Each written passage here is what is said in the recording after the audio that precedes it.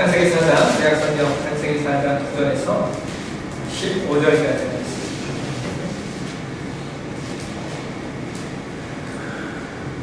목소리 묵묵히 올리겠습니다. 창세기 4장 9절에서 15절까지.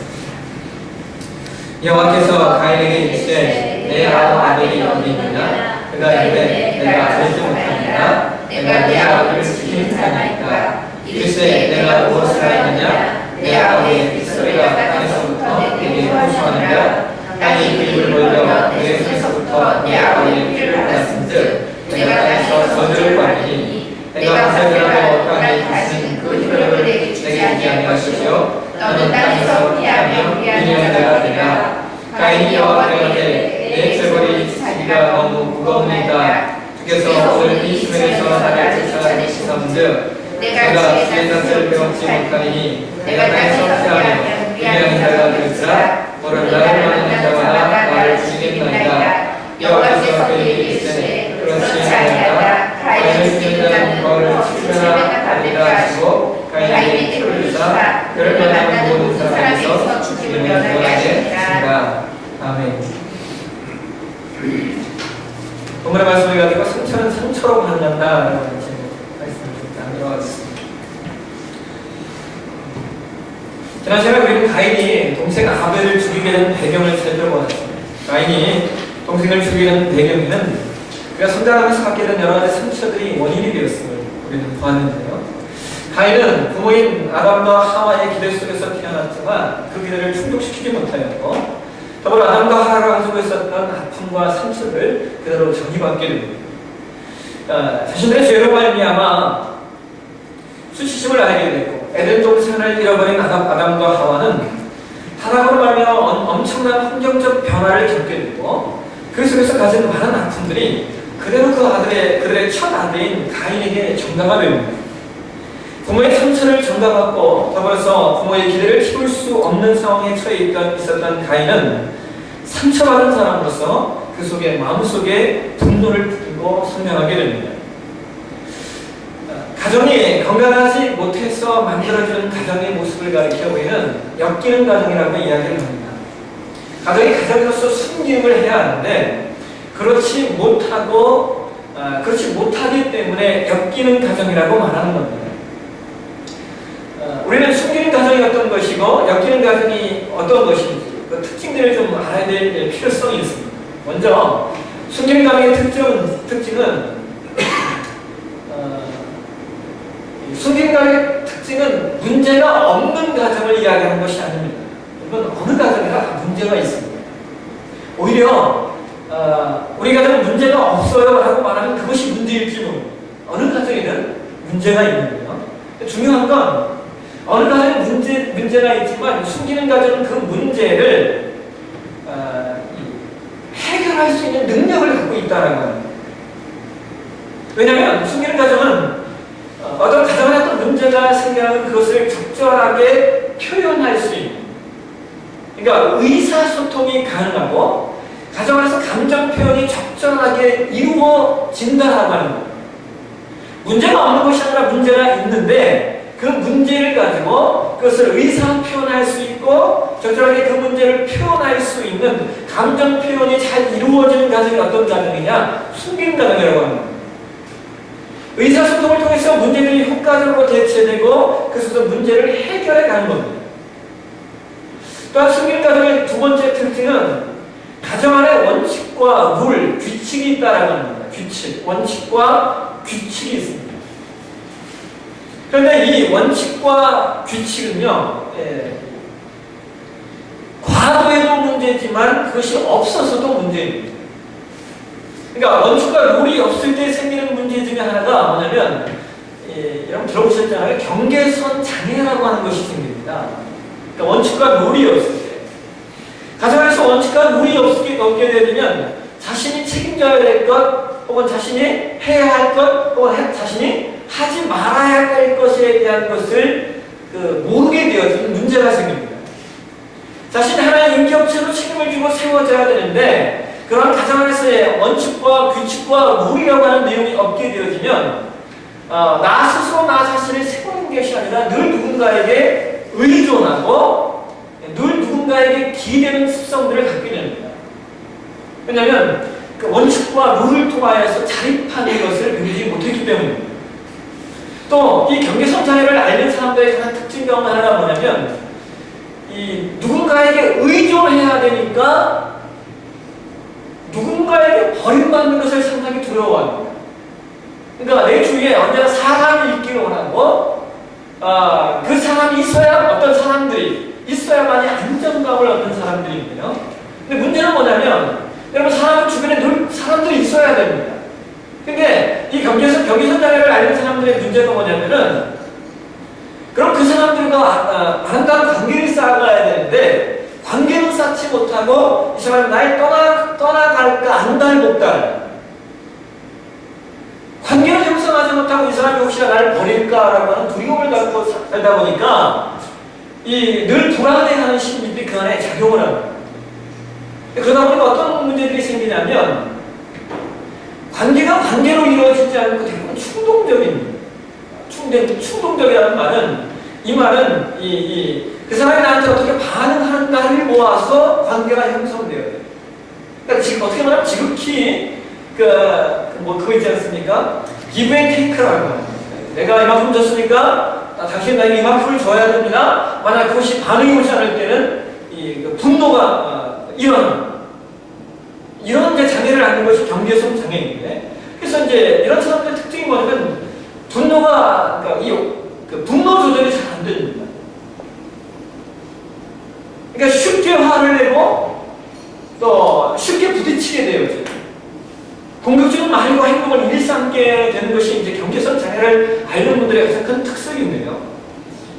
여러분 최근에 그런 내용 보셨잖아요. 우리 아이들이 일진이네 해가면서 막 아이들을 이렇게 다른 아이들을 심하게 때리고 폭력을 가해놓고 거기서 전혀 죄책감을 갖지 않아요.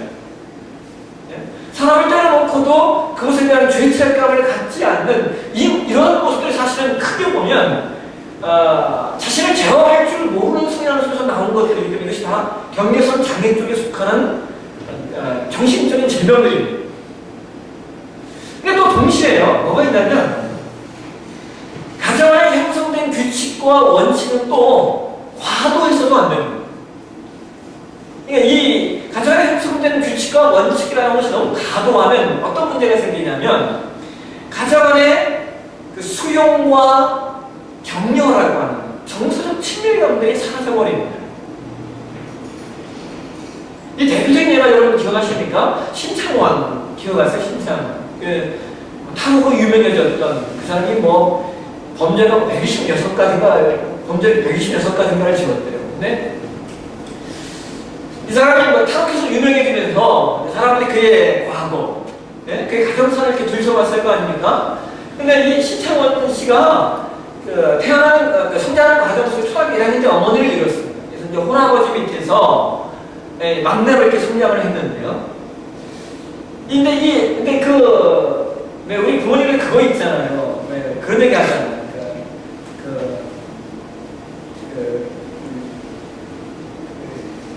우리 어머님들이 가끔 아버지가 없는 이제 그런 속에서 자녀를 기르다 보면 자주 하시는 말씀이 그 얘기잖아요. 아비 없는 자식이라 숟가락 들을까봐 그렇게 엄하게 자녀를 교육하는 것들이 있잖아요. 아마 이 신창원의 아버지도 그랬던 것 같아요. 뭐냐면 어머니가 없다, 아이의 어머니가 없다 보니까 좀 규율이 좀 엄격했던 것 같습니다.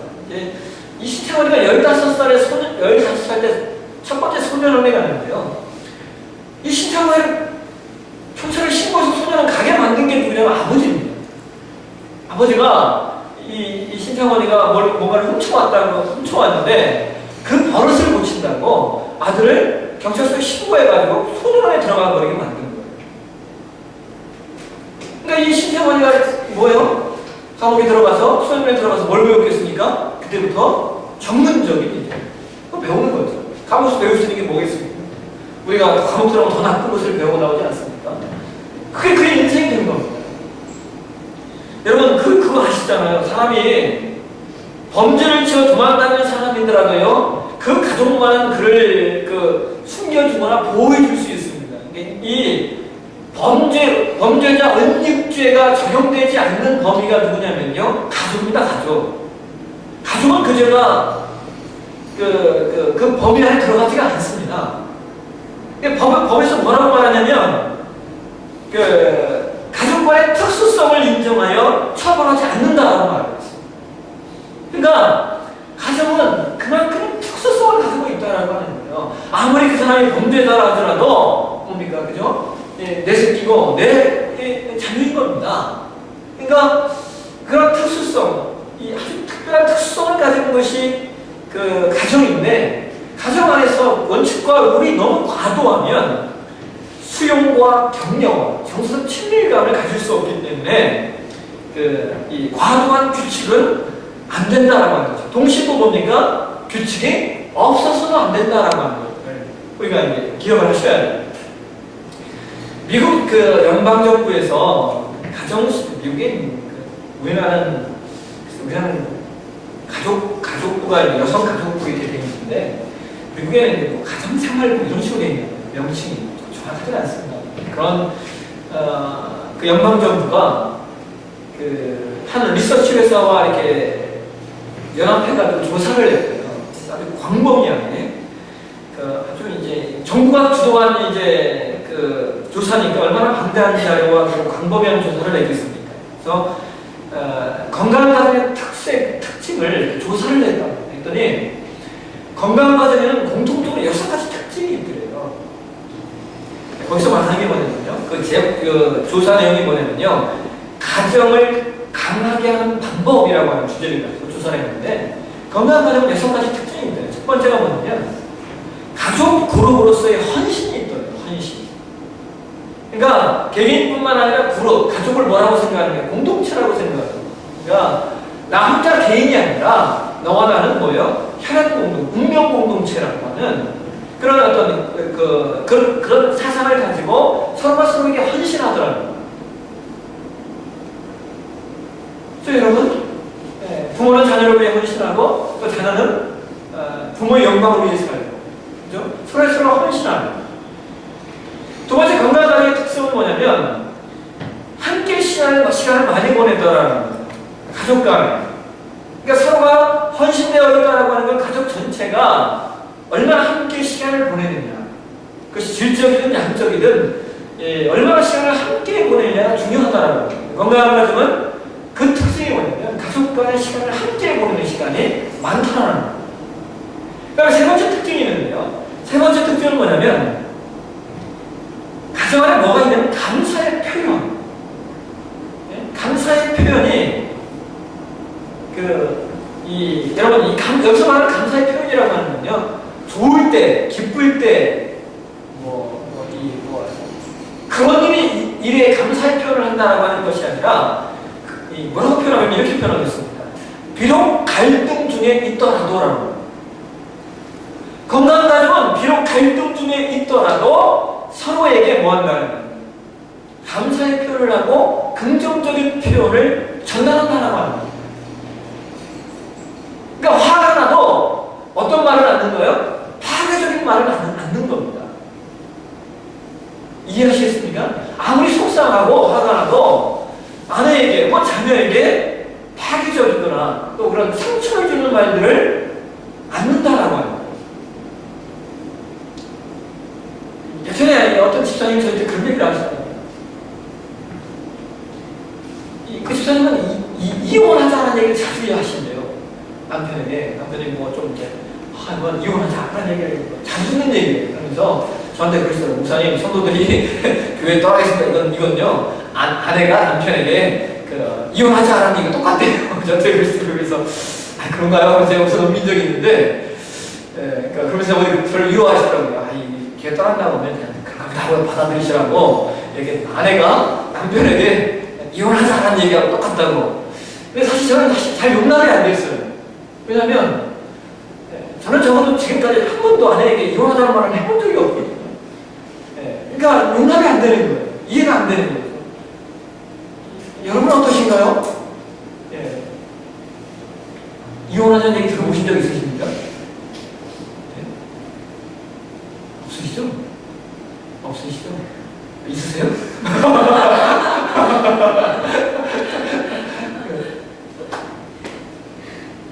이 사실 우리가 조심해야 될 것 중에 하나가, 저도 가끔 이제 막 화가 나면 그 마음속에 어떤 게 분노가 치고 올라오냐면 이런 게 치고 올라와요.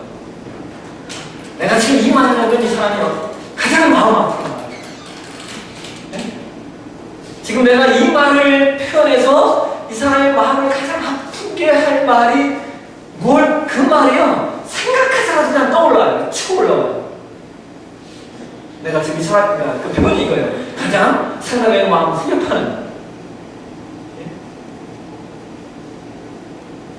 여기서 말하는 감사의 표현이라고 하는 건요, 그걸 절제하는 걸 얘기해요.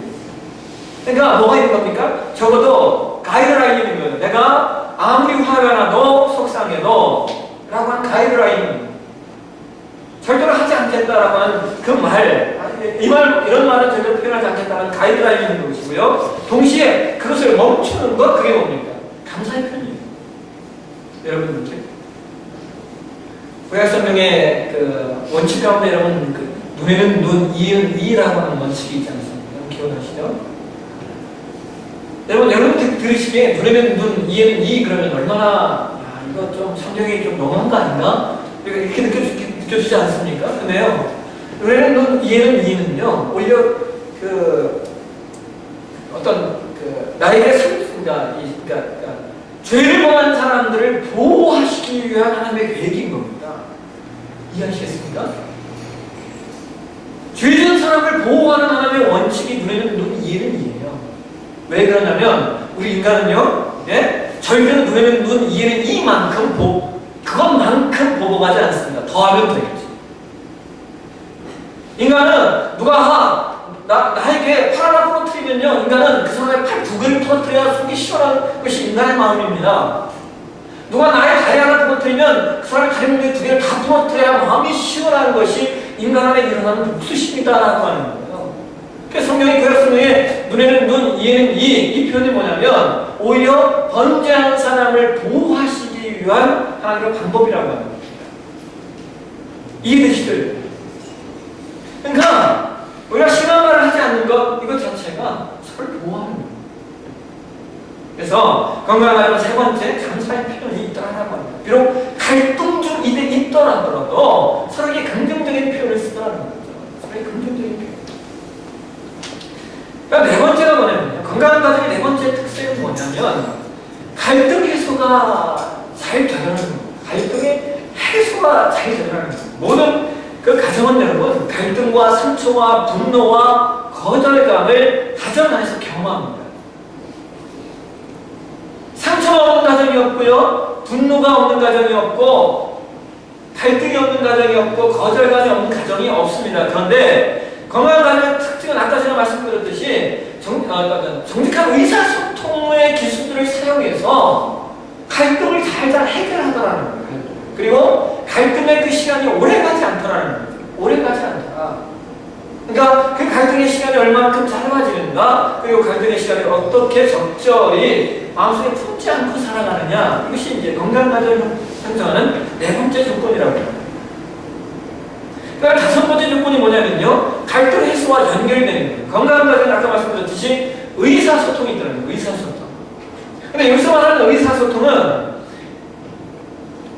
서로 간의 관심과 수용, 애정, 따뜻함, 경청, 이 다섯 가지가 원활하게 이루어지는 거예요. 그러니까 의사소통은 뭐냐? 관심이 있을 때문에 얘기를 나눌 수 있는 거예요. 관심이 있기 때문에. 여러분, 교회에서 마찬가지시잖아요. 여러분, 중요한 게 뭐냐면 우리 교회 리더들의 가장 중요한 우리가 하나님의 사람으로 하나님의 리더들로 우리가 하나님께 쓰임받는 가장 있는 데서 가장 중요한 그 조건 중에 하나가 뭐냐면 관심이에요. 관심. 이 관심은 다른 사람의 상태에 대해서 생각하는 거예요. 관심은 애정을 만들어내고요, 관심은 따뜻함을 만들어내는. 그리고 관심이 있으면 뭐 하게 되는 겁니까? 그 사람하고 얘기하고 싶어지는 거고, 또 관심은 그 사람의 이야기를 들어주는 거예요.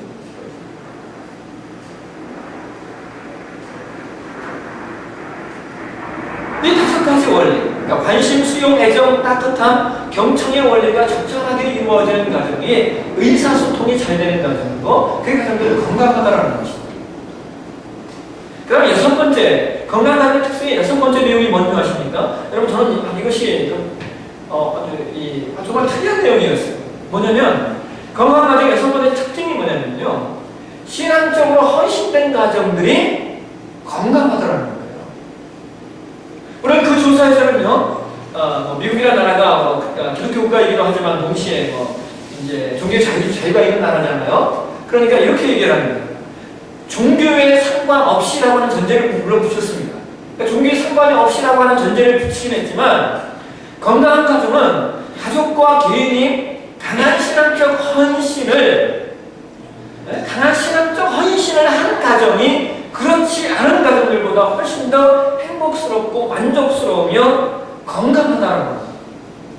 그러니까 신앙이 좋고 헌신도가 높은 가정이 훨씬 더 그 가정의 구성 요소가 강하고 건강하다는 것입니다. 반면에 여러분, 엮이는 가정은 위에서 얘기한 것을 반대라고 생각하시면 됩니다. 엮이는 가정은 가족 구성원들의 감정을 억압하거나 제한합니다.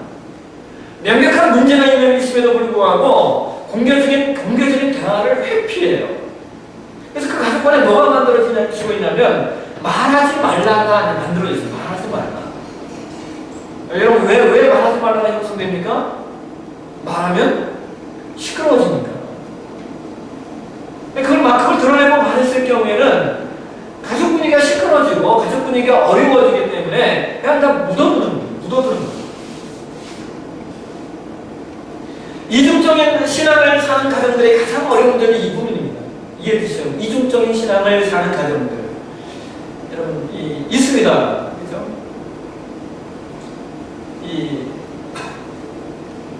우리가 성경에 보게 되었으면, 글쎄요, 성경까지 갈 필요는 없고, 우리 아주 유명한 큰 목회를 하시는 목사님들 자녀들이 잘 안 되는 걸 이렇게 보게 되잖아요. 자녀들이 이렇게 잘하니까 건실하지 않고 인생을 함부로 살려고 하는 그런 자녀들이 간혹 있는 걸 이렇게 보는데, 그 이유가 뭐냐를 얘기할 때 대표적으로 이야기하는 게 뭐냐면 그겁니다. 교회에서 본 아버지의 모습과 가정에서 본 아버지의 모습이 다르기 때문이다. 이것은 여러분 목회자뿐만 아니라 성도들의 삶 가운데 똑같이 적용되는 거예요. 이중적인 신앙생활. 교회 안에서 보이는 아빠 엄마의 모습과 집안에서 보이는 아빠 엄마의 모습이 다른 거예요. 아이들이 헷갈리는 거예요. 교회 가면 거룩하고 헌신된 아빠고 엄마인데 집에 들어오면 자주 싸우고 윽박지르고 소리 지르고. 그러니까 아이들이 헷갈리는 거예요. 뭐가 우리 엄마의 모습이지? 뭐가 우리 아빠의 모습이지가 헷갈리는 거예요. 여기를 가정은 가정 안에서 자녀들에게 정상적인 성장에 필요한 어떤 적절한 양육을 제공하지 못하고 외부 습관과 단절되어 있고 가정의 비밀들을 많이 가지고 있습니다. 이 자녀들이 나가서 우리 가정 이야기를 오픈하지 못해요. 오픈하지 못하는. 또 이런 가정은 아이들이 친구를 집으로 초청하지는 않습니다. 근데 여러분 한번 잘 생각해 보십시오. 여러분의 자녀들이 우리 집에 그러니까 자기 집에 아이들을 데리고 오느냐 안 데리고 오느냐를 보게 되어지면요, 우리 가정의 한 단면을 우리가 평가해 볼 수가 있습니다. 아이들이 우리 집에 아이를 초청하고 놀러 오라고 하면 그 건강하죠. 왜? 우리 집을 오픈한다라고 하는 얘기죠. 또 여기 가정의 특징 가운데 또 하나는 뭐냐면요, 아까 말씀드렸듯이 엄격한 규칙을 가지고 있기 때문에 가정 안에 친밀감이 없어요. 그리고 뭐가 없냐면 성취감이 없습니다. 성취감. 왜? 가정 안에서 신뢰라고 하는, 믿음이라고 하는 것을 가져본 적이 없어요. 그래서 여기는 가정은 신뢰하지 말라라고 하는 내용이 자리 잡고 있습니다. 이런 거죠. 아빠가 술 먹고 들어와서는 기분 좋아서 약속을 막 하죠. 자전거 사줄게, 뭐 어디 보내줄게, 약속을 막 해놓고 그 다음날 술 깨면 어떻게 되는 거예요? 날짜 언제 그랬냐 되잖아요. 그러니까 자녀가 성장하면서 아버지를 신뢰하지 못해요. 그러니까 신뢰하지 못하는 가정 속에서 뭐가 만들어지냐? 무언가를 이루어내지 못하는 거예요. 왜? 나 자신이 또 신뢰하지 못하는데 무엇을 어떻게 이뤄내겠어? 아이들 안에 신뢰감이라고 하는, 나 자신의 자존감이라고 하는 내용들이 자리 잡지 못하고 있는데 무슨 어떤 것을 내가 해낼 수 있어라고 생각하기가 어렵다라고 하는 거죠. 그래서 이런 것들을 성취가 좋습니다. 역행 가정이 형성되는 과정을 보게 되어지면 이제 가장 중요한 게 세대전이라고 합니다. 세대전. 뭐냐면 역행 가정에 성장한 사람들이 건강하지 못한 결혼 관계를 형성함으로 말미암아 또 역행 가정이 만들어지는 것이 보편적인 내용입니다. 역행 가정에 성장한 사람을 가리켜 우리가 이제 지칭하는 용어가요, 성인 아이라는 표현을 씁니다. 성인 아이. 그럼 영어로는 어덜트 차일드예요. 그러니까 어른 아이입니다. 그런. 그러니까 몸은 커졌는데 성인으로서의 존재감과 정서감과 가치관이 부족한, 마치 정신적인 면에서 정서적인 면에서 아이와 같은 이 성인 아이입니다. 팀 슬레이지 목사님이 이 성인 아이를 두 가지로 정의를 하고 있습니다. 성인 아이가 뭐냐? 두 가지 유형이 있대요. 하나는 성인 아이는 엮이는 가정의 산물로서 성인의 문제를 나이에 맞지 않게 조숙하게 다루어야 합니다. 성인화된 아이라는 의미가 있다. 성인화된 아이. 무슨 말이냐? 아이인데요. 아이예요. 아이. 근데 이 아이의 가정 환경이 그냥 아이답게 살 수가 없는 거예요. 왜? 아빠를 돌봐야 되는데요. 왜냐면 엄마가 없거든요. 엄마가 없으니까 누굴 돌봐야 돼요? 동생들을 돌봐야 되는 거예요. 그러니까 아이가 아이에도 불구하고 그 아이가 그 나이에 맞게 맞게 성장하는 것이 아니라, 우리 여러분들이 오해하시면 안 돼요. 우리 아이들 그러잖아요. 야, 얘 큰일 들었네? 여러분, 이게 옳은 말이 아닐 수 있습니다. 아이는 나이에 맞게 성장해요. 그러니까 이 아이인데 그 환경과 여건들이 너무 이 아이를 조숙하게 만드는 거예요.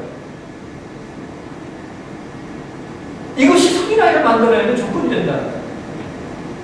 두 번째가 뭐냐면 이런 겁니다. 두 번째는 해소되지 않은 어린 시절의 문제를 아직 처리하고 있지 못한 18세 이상의 성인이라고 이야기합니다. 해소되지 않은 어린 시절의 문제, 어린 시절에 받고 놓여야 될 어린 시절에 받고 놓여야 할 것들을 받거나 누리지 못하고 자란 아이. 반면에는 어린 시절에 받지 않아야 될 것을 받고 성장한 사람. 이 사람들은 나이 들어서도 받지 못한 게 있으면 나이 들어서도 받아야 되는 거예요. 어린 시절에. 동시에 어린 시절에 받지 못했던 걸 받게 되어지면 그것이 더 커져서 큰 상처를 자리 잡는 거예요. 여러분, 성중독에 빠진 사람들의 특성들을 우리가 살펴보면 거의 나타나는 공통적인 특성이 뭐가 있냐면요, 어렸을 때 엄마에게 받아야 될 사랑을 받지 못한 경우들이 아주 많습니다. 특별히 여러분, 앞으로 이런 것들은 더 심각해질 수 있어요. 왠 줄 아십니까? 지금 자라나는 아이들은 대부분 모유보다는 뭐죠? 분유를 먹고 자라기 때문에. 그런 얘기 하잖아요. 요즘 애들이 왜 문제냐? 엄마 젖을 먹고 자라야 되는데 소젖을 먹고 자라서 문제다 얘기하는데요. 이게 뭐 의미는, 포커스는 약간 다르지만 이게 진짜 의미가 있는 말이에요. 아이들이 엄마의 젖을 빨면서 받아야 될 사랑이 있는데 그것을 경험하지 못하는 거예요.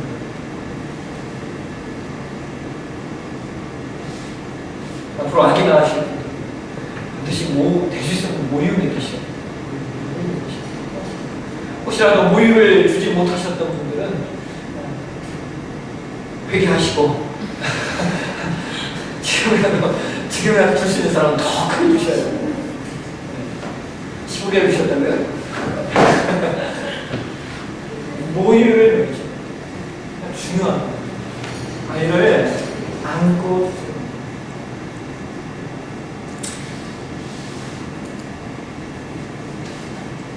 오늘 여러분 시간이 엄청 빨리 가요.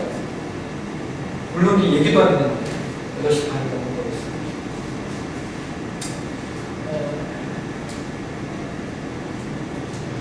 여기까지만 하시던 건데 상처를 갖고 자라게 되어지면 채워질 수 있다.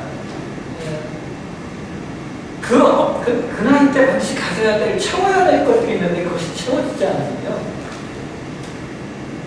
계속해서 채우려고 합니다. 그 시기에 그때 받아야 될 것들이 채워지지 않으면 계속적으로 채워져야 되고, 동시에 그때 받지 말아야 될 것들을 받았다라고 하게 되면 그것을 적절히 해결하고 치유하지 않으면 그 아픔이 계속 죽고 따라옵니다.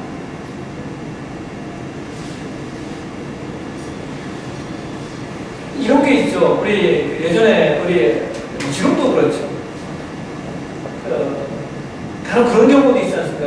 그 여자 자녀를 두는 분들이 혹시라도 그 성적인 문제를 아이에게 어려운 나이에 있을 경우에 그 전까지만 해도 우리 한국 사회는 대부분 그랬잖아요. 묻어두자. 그리고 오히려 그 피해를 당한 그 아이를 더 나무라고 부끄럽게 여기는 모습들이, 이런 것들이 이제 그 상처가 해결되지 않고 그대로 커지게 되어지면 그 상처에서 해결할 수는 없는, 해결하지 않아요. 그래서 이런 문제를 해결하기 위해서 상당한 지혜가 필요합니다. 왜냐하면 묻어둬도 안 되고 떠벌려도 안 돼요. 그렇죠? 묻어둬도 안 되고 떠벌려도 안 돼요. 이 아이가 적절히 그것을 그 스스로가 해결할 수 있게끔 그 상황들을 만들어줘야 되고, 정서적인 의학적 치료를 받게 해줘야 된다. 다음 시간에 이어서 계속 한번 좀 말씀을 한번 하도록 하겠습니다. 여러분, 제가 이 가해에 관한 이야기를 가지고 좀 더 한번 얘기를 좀 해보려고 해요. 가정이야만 상처라고 하는 것들에 대해서 좀 더 이야기를 나누고, 왜 이것이 중요하냐면 물론 여러분들은 어떠실지 모르겠지만 의외로 우리가 주변들을 살펴보면 너무나 상처받은 가정들이 너무나 많습니다. 대부분 보면요, 상처가 있는 가정은요, 특히 아주 공통적인 현상이 뭐냐면 그 부모를 보게 되면 그 부모가 상처를 받은 사람들이었다는 겁니다. 그 부모가 가졌던 상처들이 적절하게 해결되지 아니하면 그것이 해결되지 않았을 경우에 그 상처들이 누구에게 전가되는 거예요? 자녀들에게 전가합니다. 자들 역시 그 상처를 받고 자랐기 때문에 똑같은 현상들이 세대 단위가 이루어진다는 거예요. 여러분 주변의 사람들 한번 잘 살펴보십시오. 그리고 여러분 가정 안의 모습들, 또 나 자신의 모습들을 한번 살펴보십시오. 내가 어떤 가정에서 자라고 성장했으면 내가 내 안에 잊혀지지 않고 내 안에 갖고 있는 상처들이 무엇인가를 돌아보셔야 됩니다. 이 말씀 다음 주에 계속해서 이어가도록 하겠습니다. 기도하겠습니다. 시간 함께 기도하겠습니다.